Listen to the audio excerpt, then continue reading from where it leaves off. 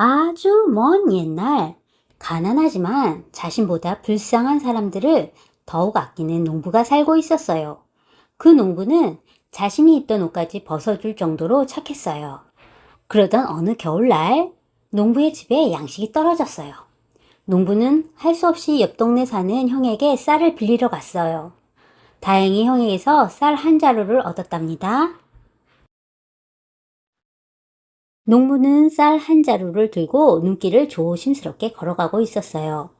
그러다 부잣집 담벼락에 쓰러져 있는 할아버지를 보았지요. 할아버지는 무거워 보이는 맷돌을 등에 지고 있었어요.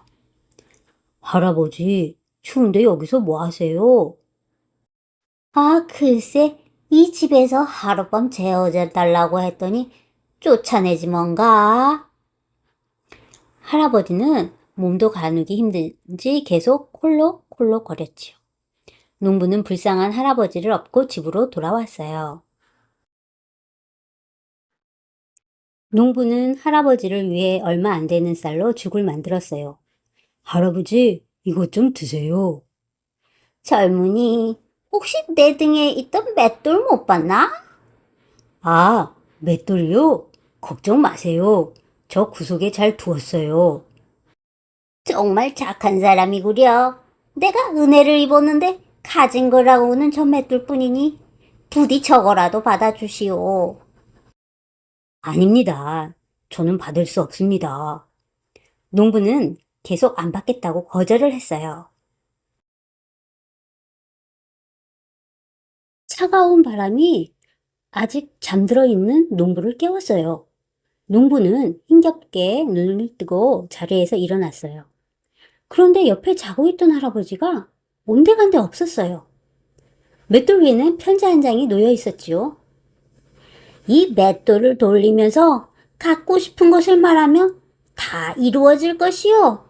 그러니 맷돌을 멈추고 싶으면 돌고 돌아 돈다. 이제 멈춰라. 라고 외치면 된다오. 참 이상한 할아버지도 다 있네. 편지를 다 읽은 농부는 맷돌을 구석에 밀어 놓았지요. 그러고는 이를 구하러 밖으로 나갔어요. 며칠 후 더 이상 먹을 것이 없어지자 농부는 봄에 뿌릴 씨앗을 갈아서 죽을 만들어 먹기로 했어요. 그래서 맷돌을 꺼내 돌렸지요. 어휴, 이 맷돌에서 정말 하얀 쌀이 술술 나왔으면 좋겠다. 이게 웬일이지요? 맷돌이 저절로 돌면서 하얀 쌀이 팡팡 쏟아지는 거예요. 농부는 깜짝 놀라 한참을 바라보다가 문득 멈춰야겠다는 생각에 주문을 외웠죠. 돌고 돌아 돈다. 이제 멈춰라. 놀랍게도 맷돌이 순식간에 멈췄어요. 농부는 방 안에 가득 쌓인 쌀들을 바라보며 생각에 빠졌어요. 그래, 이 맷돌만 있으면 불쌍한 사람들을 도와줄 수 있을 거야. 농부는 손바닥을 딱 쳤어요. 그러고는 맷돌을 보고 외쳤지요. 이번에는 따뜻한 옷과 맛있는 고기가 나왔으면 좋겠다. 그러자 맷돌에서 옷과 고기가 마구 쏟아져 나왔어요. 농부는 이 정도면 충분하다고 생각하고는 맷돌을 보며 소리쳤지요. 돌고 돌아 돈다. 이제 멈춰라.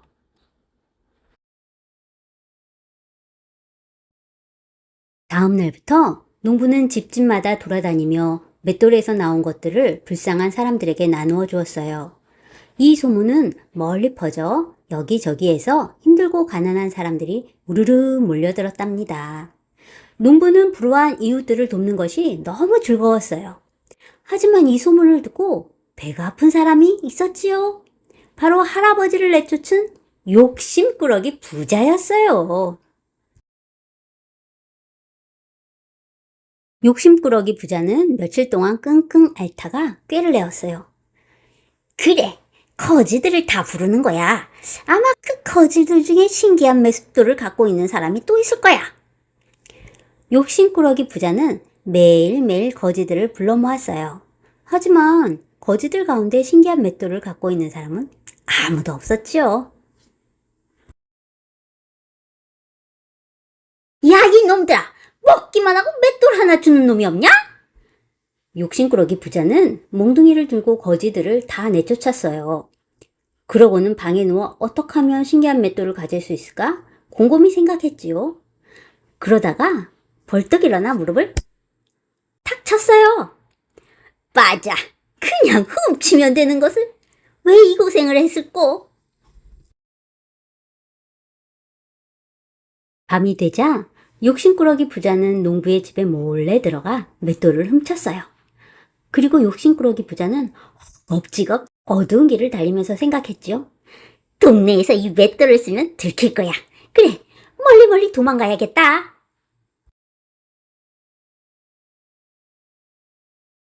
욕심꾸러기 부자는 나루터에 가서 배를 탔어요. 배는 서서히 바다로 나갔지요. 야호! 이제 난 세상에서 제일 부자다! 우선 맷돌에게 무엇을 달라고 할까? 욕심꾸러기 부자는 골똘히 생각했어요. 소금! 그래! 소금이 귀하니까 소금을 달라고 해야지! 쏟아져라 소금! 소금 펑펑 쏟아져라! 맷돌에서 정말 소금이 한방눈처럼 펑펑 쏟아져 나왔어요. 욕심꾸러기 부자는 신이 나서 춤을 추었지요. 그런데 소금이 너무 많이 나오는 바람에 배가 기우뚱거렸어요. 이제 그만! 제발 좀 멈춰라! 아이고 뭐야, 왜 멈추지 않는 거지? 맷돌을 멈추게 하는 주문을 모르는 욕심꾸러기 부자는 배와 함께 바닷속으로 가라앉고 말았어요. 바닷물이 짠 이유는 지금도 맷돌이 소금을 만들어내고 있어서랍니다.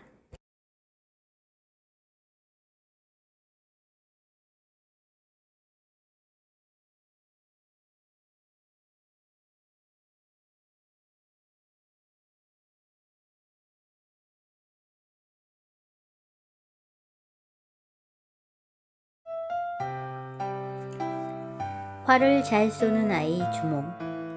글 신자음, 그림 이상미.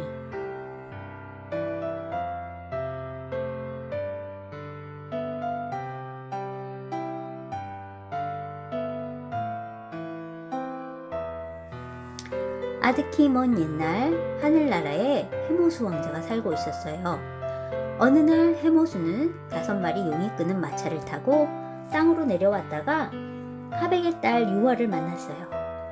해모수와 유화는 첫눈에 마음이 끌려 서로 사랑을 했답니다. 하지만 해모수는 곧 하늘나라로 올라가야만 했어요. 하백은 자신의 허락 없이 남자를 만나고 버림받은 것이 화가 나 유화를 이웃나라 부여로 쫓아버렸답니다. 때마침 태백산에 사냥을 나온 부여의 금화 왕이 우발수 연못에 있는 유화를 발견하고 물었어요. 당신은 누구이며 어찌하여 이곳에 올라 있는 것이오? 전 물의 신 하백의 딸 유화라고 하고, 유화는 그동안의 일을 모두 얘기했어요. 금화 왕은 유화를 기이히 여겨 궁궐로 데려갔지요. 유화가 보통 사람이 아니라고 생각한 금화 왕은 궁궐 깊은 곳 어두컴컴한 방에 유화를 지내게 했어요. 그러던 어느 날 유화가 있던 어두운 방에 햇빛이 들어왔어요. 그 빛은 신기하게도 유화만 쫓아다녔죠.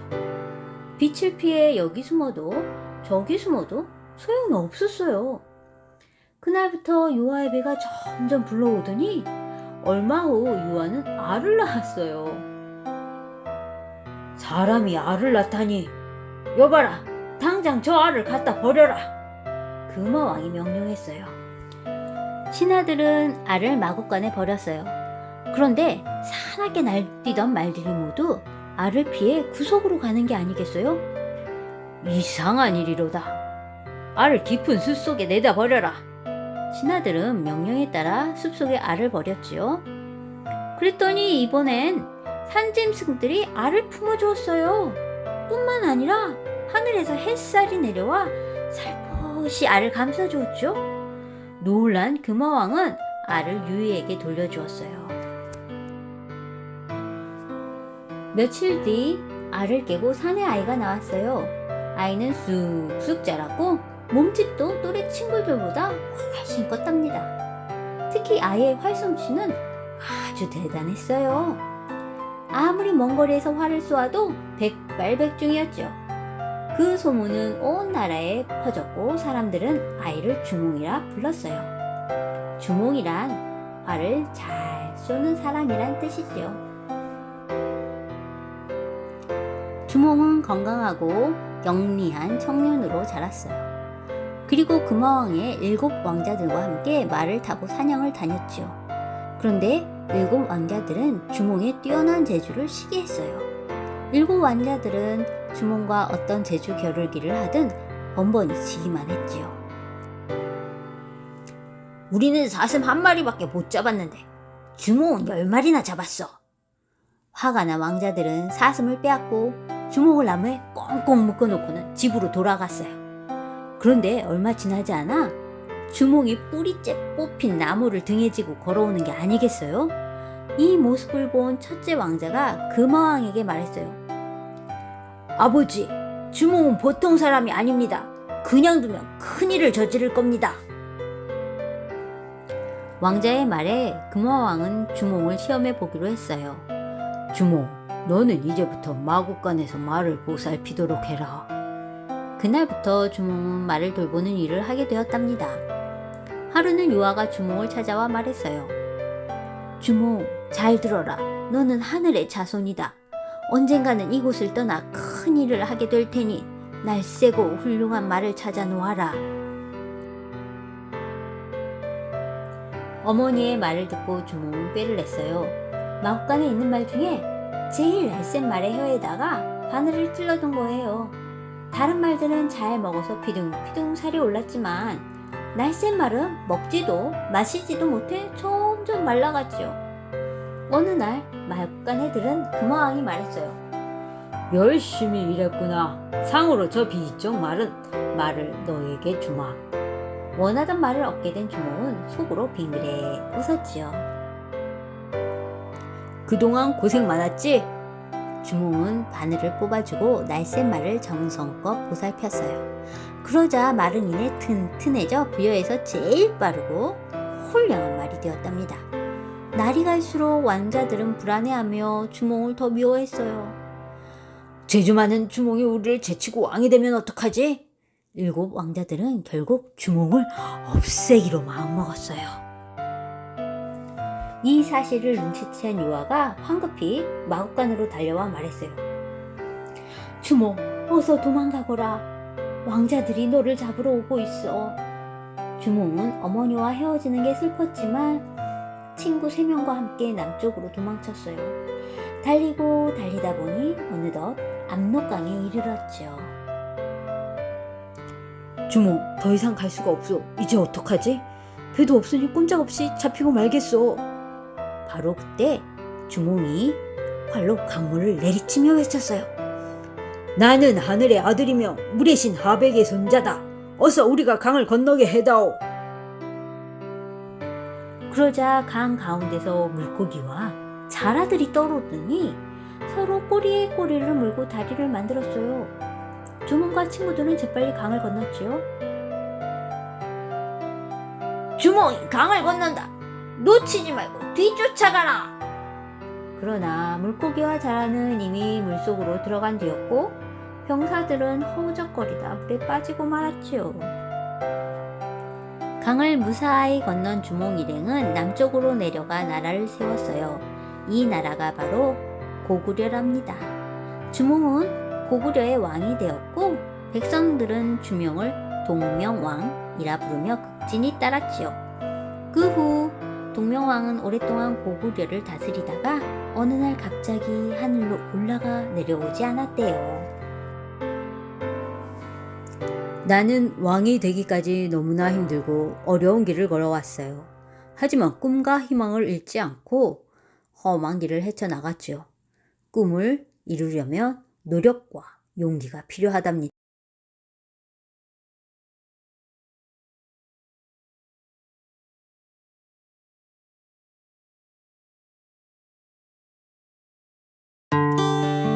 신기한 부채. 글 허필이어, 그림 강종민. 옛날 어느 산골 마을에 숫장수가 살고 있었습니다. 숫장수는 열심히 숯을 만들어 팔았지만 항상 가난했습니다.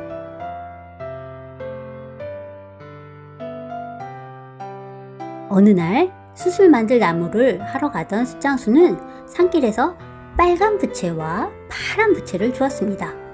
더운데 잘됐다.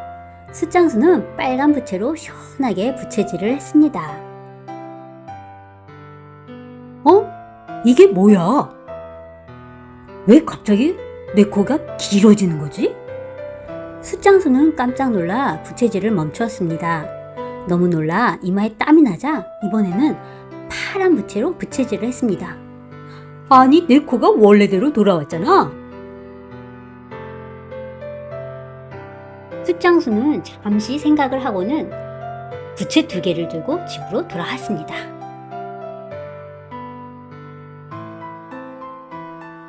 며칠 후면 이 동네에서 소문날 구두쇠 영감의 생일이었다. 좋아, 이 부채로 못된 구두쇠 영감을 올려줘야겠다.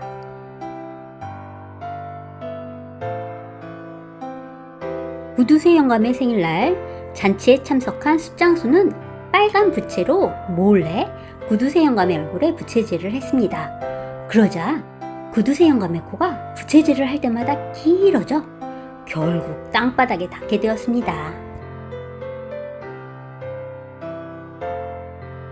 아이고, 내 코.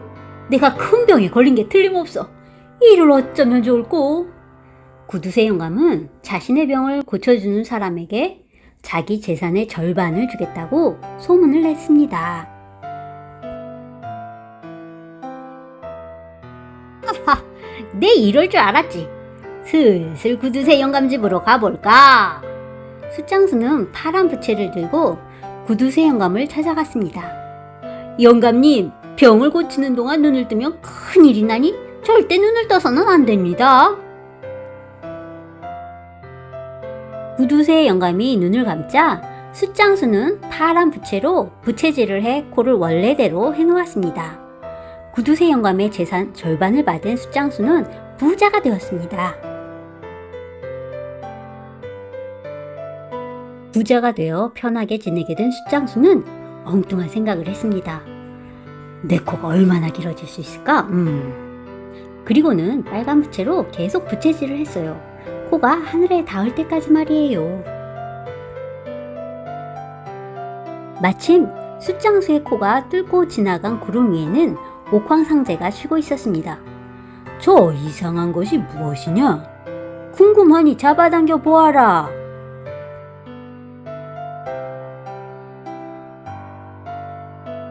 큰일이다. 이러다가 하늘까지 딸려 올라가겠는걸? 얼른 파란 부채를 붙여야지. 깜짝 놀란 숫장수는 파란 부채로 열심히 부채질을 하여 코를 원래대로 해놓았어요. 하마터면 큰일 날 뻔했군. 이 이상한 부채를 당장 없애야겠다. 숫장수는 잘못 사용하며 위험할 수도 있는 요술 부채를 아무도 모르는 땅속 깊이 묻었습니다.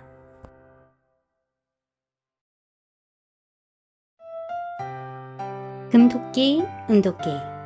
글 이승진, 그림 이덕진.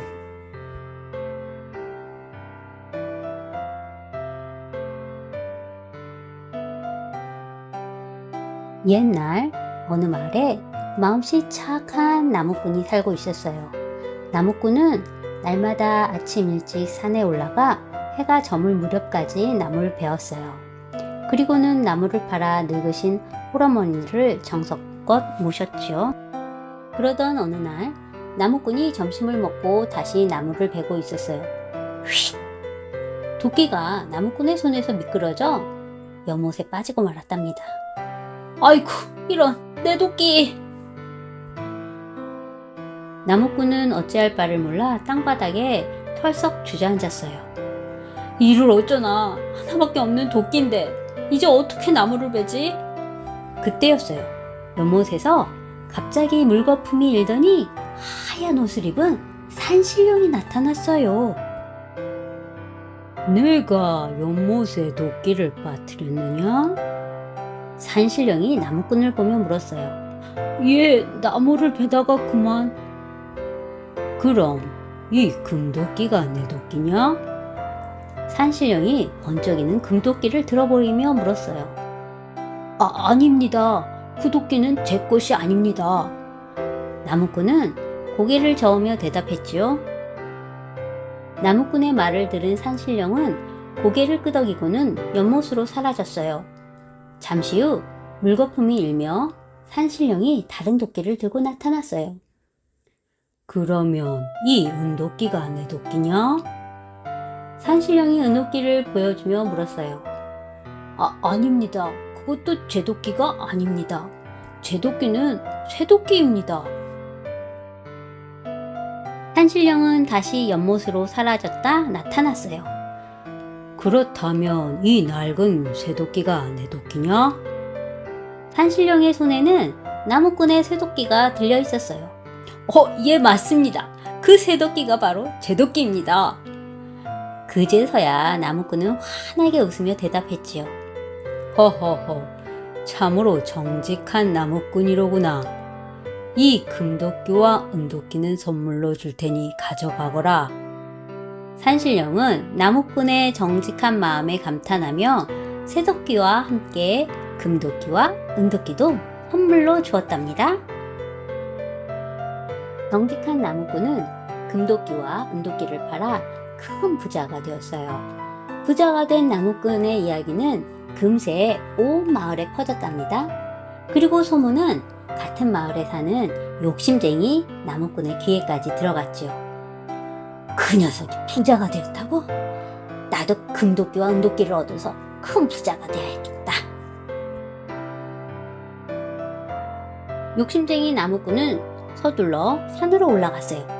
그리고는 산신령이 나타난다는 연못 근처로 가 나무를 베는 척 하다가 일부러 쇠도끼를 빠뜨렸어요. 퉁다! 아이고 내 도끼! 하나밖에 없는 내 도끼! 욕심쟁이 나무꾼은 큰 소리로 우는 척 했어요. 그때 연못에서 물거품이 일더니 산신령이 나타났어요. 아이고 산신령님! 제가 나무를 하다가 그만 연못에 도끼를 빠뜨리고 말았습니다. 부디 제 도끼를 찾아주십시오. 욕심쟁이 나무꾼은 울면서 사정을 했지요. 그래, 잠시 기다리고 있거라. 산신령은 욕심쟁이 나무꾼의 말을 듣더니 연못으로 사라졌다가 다시 나타났어요. 그리고 번쩍이는 금도끼를 보여주며 물었지요. 이 금도끼가 내 도끼냐? 예, 맞습니다. 욕심쟁이 나무꾼은 금도끼를 보고는 눈을 반짝이며 얼른 대답했어요. 그럼 이 은도끼도 내 도끼냐? 산신령이 은도끼를 보여주며 물었어요. 예, 맞습니다. 그 은도끼도 제 것입니다. 욕심쟁이 나무꾼은 은도끼를 보면서 이번에도 주저하지 않고 대답했어요. 그렇다면 이 쇠도끼도 내 것이냐? 산신령이 쇠도끼도 보여주며 물었지요. 예, 그 쇠도끼도 제 도끼입니다. 욕심쟁이 나무꾼은 이제 금도끼와 은도끼, 쇠도끼가 모두 자기 것이 될 거라는 생각에 좋아서 어쩔 줄 몰랐답니다. 하지만 산신령은 버럭 화를 내며 욕심쟁이 나무꾼을 꾸짖었지요. 네 이놈! 욕심의 눈이 어두워 거짓말을 서슴지 않다니 너 같은 욕심쟁이한테는 이 쇠도끼도 아깝다. 산신령은 금도끼와 은도끼는 물론 쇠도끼까지 가지고 연못으로 사라져 버렸어요. 결국 욕심쟁이 나무꾼은 잘못된 욕심 때문에 크게 혼이 나고 쇠도끼도 잃게 되었답니다.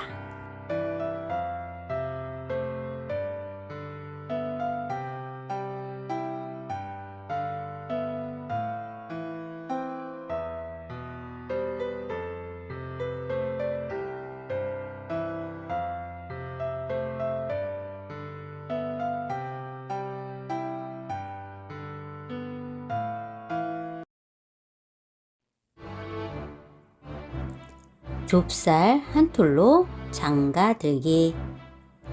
글 이규태, 그림 이미정.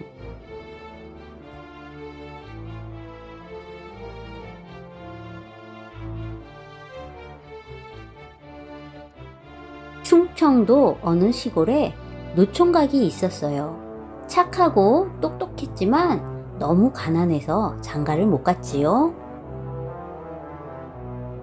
어느 날 총각은 직접 색시를 얻기 위해 길을 떠나기로 결심했어요.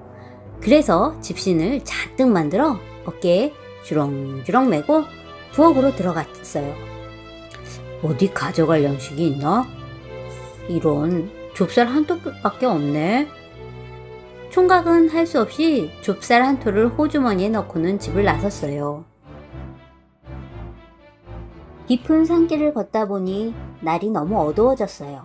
총각은 두리번거리며 하룻밤 묵을 곳을 찾았어요. 다행히 멀리 주막집 불빛이 보였어요. 총각은 서둘러서 주막집으로 들어갔어요. 그리고 주인을 불렀어요. 이걸 하룻밤만 잘 맡아주시오.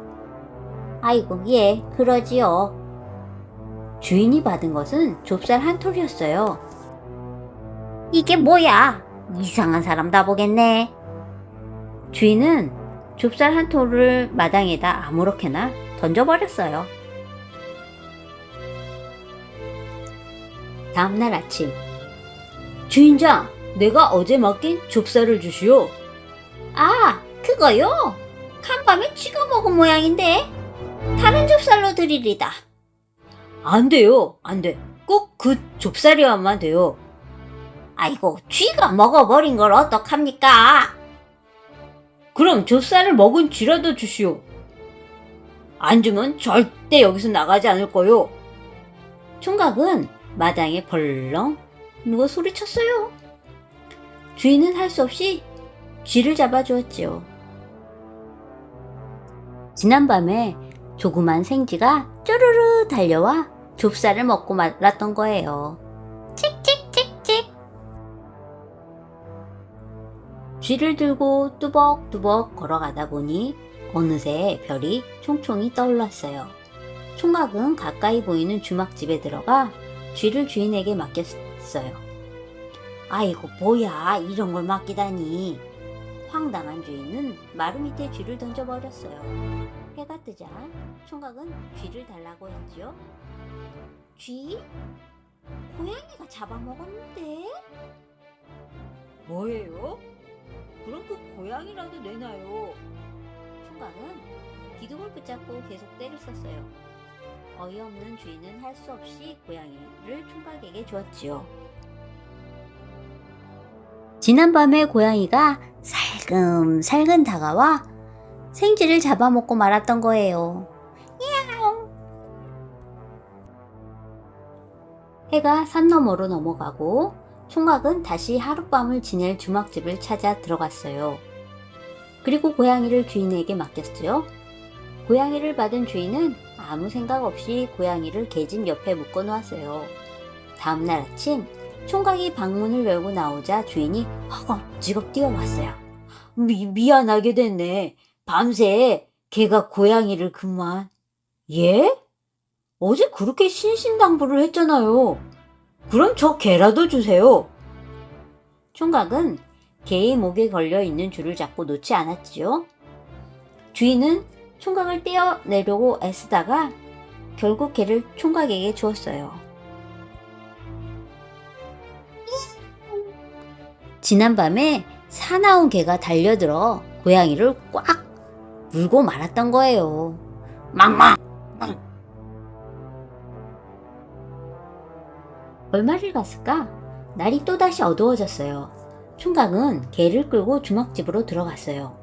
그리고는 이번에도 개를 주인에게 맡겼지요. 주인은 개를 마구간에다 아무렇게나 묶어 놓았어요. 아침이 되자 총각이 눈을 비비며 주인을 찾았어요. 내 개는 어디 있어요? 그게 말이 그만 개를 발로 차서 다른 개로 드리리다. 무슨 소리예요? 그럼 저 말이라도 주세요. 총각은 말고삐를 붙잡고 말을 끌어냈어요. 주인은 총각이 잡은 말고삐를 빼앗으려고 실랑이를 벌였지요. 아이고, 알았어요. 가져가요. 주인은 땅바닥에 덜썩 주저앉으며 소리쳤어요. 멍멍!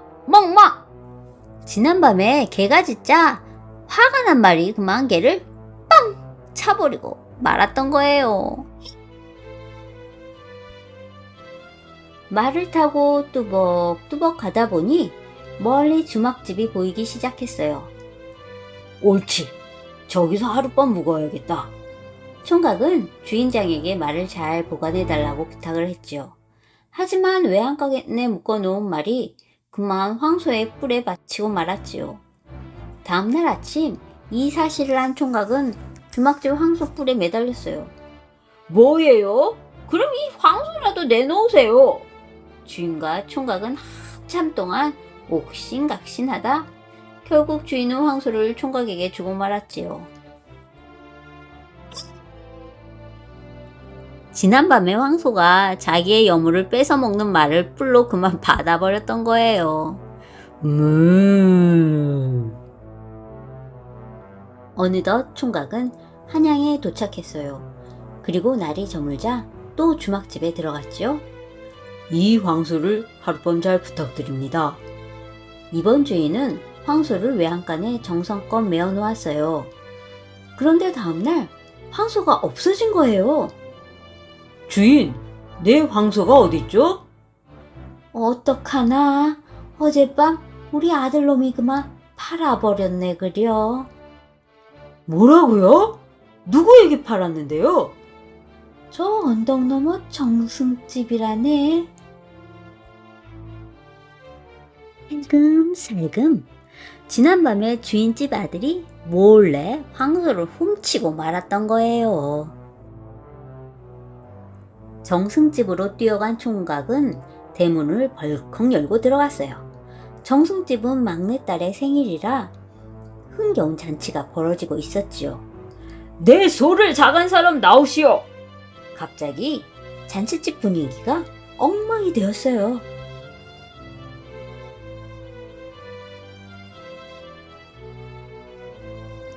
그때 수염을 쓸어내리면서 정승이 나타났어요. 누군데 남의 집에서 소란을 피우는 게냐? 내 황소를 이 집에 허락도 없이 팔았다고 해서 찾으러 왔습니다. 그 황소라면 오늘 생일인 내 딸이 먹은 지 오래다. 그럼 딸을 주십시오. 뭐야? 이런 놈을 봤나? 어찌 딸을 달라고 하는 게냐? 총각은 좁쌀 한 톨로 지금까지 겪어온 이야기를 자세히 이야기해 주었어요. 정승은 비록 모습은 보잘것없지만 말하는 폼이 당당하고 똑똑해 보이는 총각이 싫지는 않았지요. 딸도 역시 늠름해 보이는 총각이 마음에 들었어요. 그래, 그럼 내 딸을 주마. 대신 이곳에서 글 공부를 열심히 하겠느냐? 좋습니다. 총각은 정승과의 약속을 지키기 위해 열심히 공부했어요. 그리고 과거에 급제해 높은 관직에 올랐지요. 어느 날 정승이 총각을 불러다 물어봤어요. 왜 주막집 주인들에게 그렇게 억지를 부렸는가? 아무리 사소한 것이라도 남의 것을 소중히 여기지 않는 사람들에게 교훈을 주고 싶었습니다. 하하하, 역시 내가 사람을 잘 봤군. 얼마 후 총각은 예쁜 색시와 혼례를 올리고 행복하게 살았답니다. 사람들은 내 좁쌀 한 톨을 하찮게 여겼어요. 그래서 나는 좁쌀 한 톨도 소중하다는 것을 사람들에게 알려주고 싶었답니다. 보세요. 나는 좁쌀 한 톨 덕분에 장가를 갔잖아요.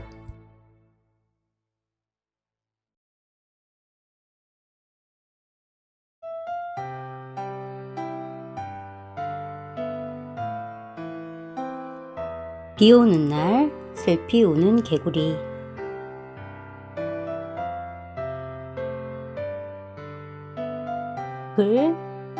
허피려 그림 이해구.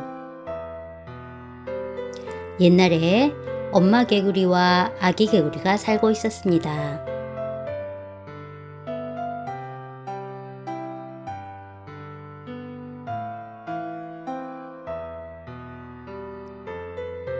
그런데 아기 개구리는 엄마 개구리의 말씀을 잘 듣지 않았어요. 엄마 개구리가 이리 가라고 하면 저리 가고 서 있으라고 하면 앉아버렸습니다. 아기 개구리는 엄마 개구리의 말을 반대로 만드는 말썽꾸러기였어요. 엄마 개구리는 그런 아기 개구리 때문에 무척 속이 상했지만 언젠가는 착한 개구리가 될 거라고 믿으며 항상 다정하게 대하였습니다.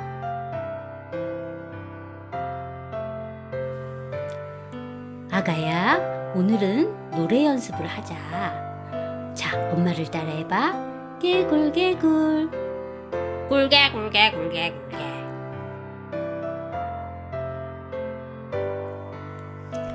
아가야, 그렇게 하는 게 아니에요. 개굴개굴 이렇게 해야지. 굴개굴개 굴개.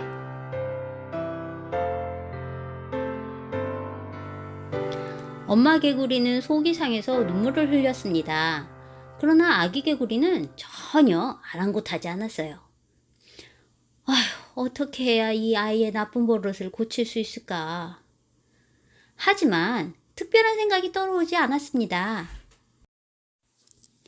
엄마 개구리가 아무리 열심히 노력을 해도 아기 개구리는 여전히 엄마 개구리의 말을 듣지 않았어요. 엄마 개구리는 결국 깊은 병이 들고 말았습니다. 어느 날 엄마 개구리가 아기 개구리에게 말했습니다. 아가야, 내가 죽으면 냇가에 묻어다오. 엄마 개구리는 산에 묻으라고 말하고 싶었지만 아기 개구리가 반대로 냇가에 묻을까봐 일부러 반대로 말했습니다. 마침내 엄마 개구리가 죽자 아기 개구리는 그제서야 후회의 눈물을 흘렸습니다. 엄마, 제가 잘못했어요. 진작 엄마 말씀을 잘 들을걸. 아기 개구리는 엄마 개구리의 말씀대로 무덤을 냇가에 만들었습니다. 그런데 큰일이 났어요.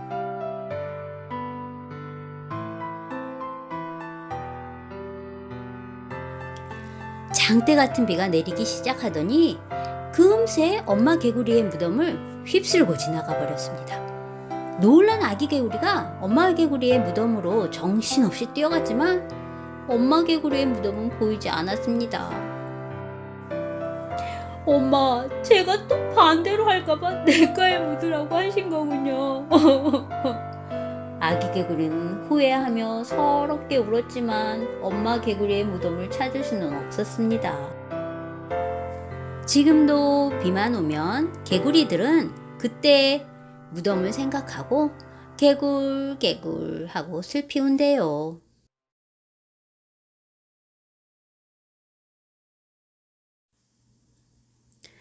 엄마의 무덤은 장대 같은 비에 떠내려가 버렸어요.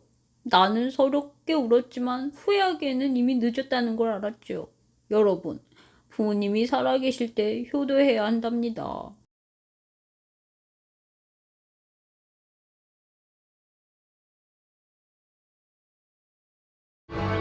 천둥 안개를 끼는 며느리.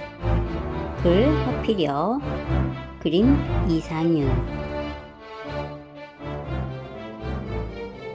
어느 골 김세원이라는 양반댁에 얼굴도 곱고 마음씨도 착한 며느리가 들어왔습니다.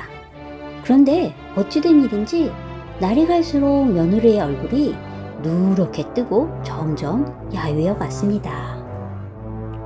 김세원은 걱정이 되어 며느리를 불렀습니다. 아가, 몸이 안 좋으냐? 얼굴빛이 좋지 않구나.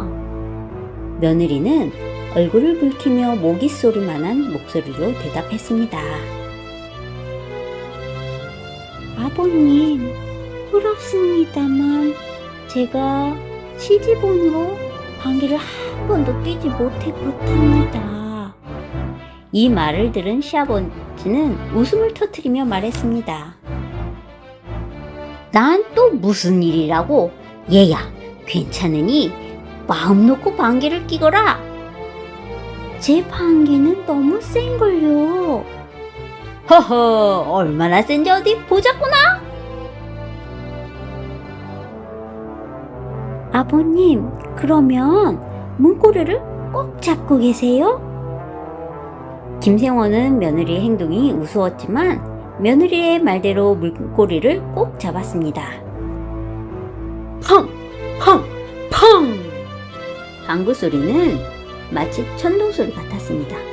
김생원이 문고리를 잡지 않았다면 하늘로 날아갔을지도 모를 정도로 대단한 것이었습니다. 놀란 김생원은 화가 나서 며느리를 쫓아냈습니다. 쫓겨난 며느리는 훌쩍거리며 친정으로 가다가 동구밭 감나무 아래 서 있는 9명의 비단 장수를 만났습니다.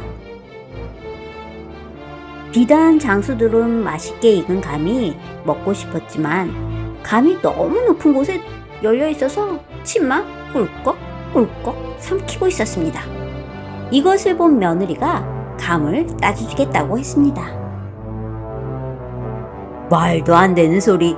안 여자인 당신이 감을 딴다면 비단과 당나귀를 모두 주겠소. 좋아요. 만약 제가 감을 못 따면 어른들 집에 가서 종으로 일하겠어요.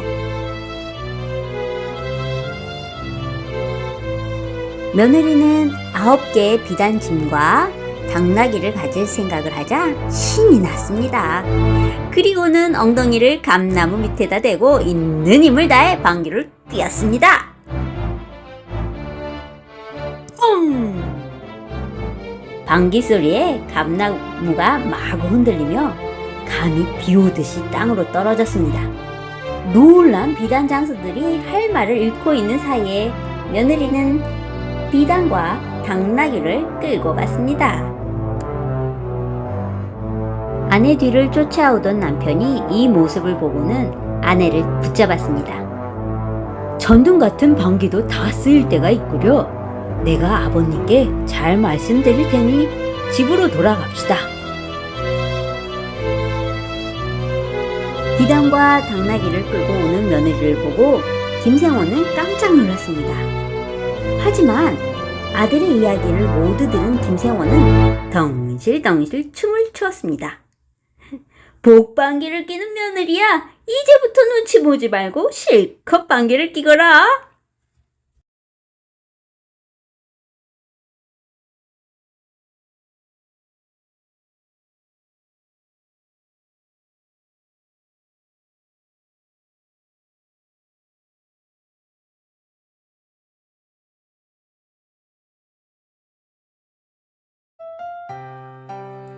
금빛 개구리를 닮은 금화왕. 글 이숙재, 그림 이상헌. 금화왕은 동명성왕 설화에 나오는 인물입니다. 금화왕은 헤브루 왕에게 발견되어 헤브루 왕의 태자가 되고 뒷날 동부여의 왕이 되지요.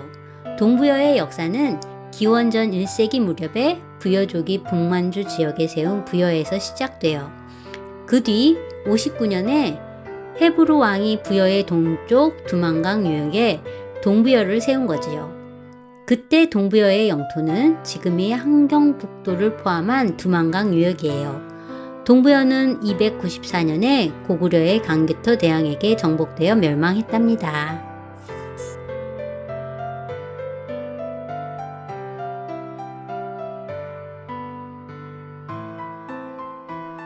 옛날, 아주 먼 옛날, 우리 민족이 드넓은 북쪽 벌판에서 살 때 있었던 이야기예요.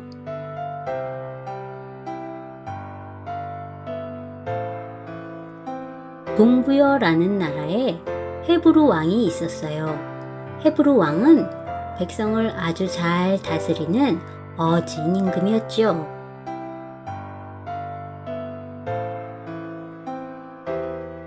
하지만 헤브루 왕에게 걱정이 하나 있었어요. 늙도록 대를 이을 아들을 얻지 못했거든요. 이를 어쩌나. 아들이 없으니 내가 죽으면 누가 백성을 다스릴꼬. 헤브루 왕은 높은 산에 올라가 하늘에 빌었어요. 하늘이시여, 제 뒤를 이을 아들 한 명만 보내주십시오.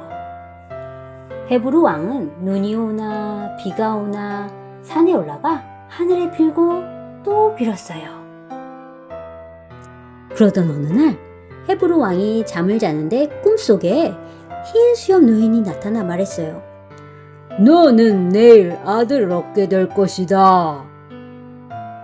헤브루 왕은 깜짝 놀라 잠이 깼어요. 그러고는 다시 잠을 이루지 못했지요. 다음날 헤브루 왕이 말을 타고 신하들과 함께 산에 올라갈 때였어요. 갑자기 말이 커다란 바위 앞에 멈추더니 꼼짝도 하지 않았어요. 게다가 눈물까지 뚝뚝 흘렸지요. 그거 참, 세상에 별일도 다 있네. 헤브루 왕과 신하들은 고개를 갸웃거렸어요. 바로 그때 헤브루 왕은 간밤에 꿈꿈이 생각났어요. 그래서 신하들에게 말했지요. 저 커다란 바위를 들어 올려 보거라. 신하들은 재빨리 바위를 들어 올렸어요. 바위를 들어 올린 신하들이 깜짝 놀라 소리쳤어요.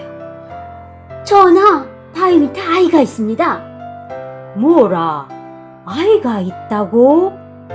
헤브루 왕이 서둘러 달려갔어요. 헤브루 왕이 조심스럽게 아이를 꺼냈어요. 반짝반짝 빛나는 금빛 개구리를 닮은 아이였어요. 이 아이는 하늘에서 보내주신 내 아들이다. 헤브루 왕이 기뻐 소리쳤어요. 헤브루 왕은 곧장 산꼭대기로 올라갔어요. 그리고 하늘에 제사를 지냈습니다. 특별한 아들을 보내준 데 대한 감사 인사였어요. 헤브루 왕은 아이의 이름을 금개구리라는 뜻으로 금와라 지었어요. 그리고 헤브루 왕은 큰 잔치를 베풀었어요. 오늘은 하늘에서 금화 왕자를 보내주신 아주 기쁜 날이다. 헤브루 왕이 들뜬 목소리로 말했어요. 백성들도 모두 기뻐했습니다. 금화 왕자는 헤브루 왕의 사랑을 받으며 무럭무럭 자랐어요. 글 공부도 게을리하지 않았고 활쏘기와 말타기도 열심히 했죠. 오래지 않아 헤브루 왕이 세상을 떠났어요. 헤브루 왕의 뒤를 이어 금화 왕자가 왕이 되었습니다. 금화 왕은 아버지처럼 백성을 잘 다스리는 훌륭한 임금이 되었답니다.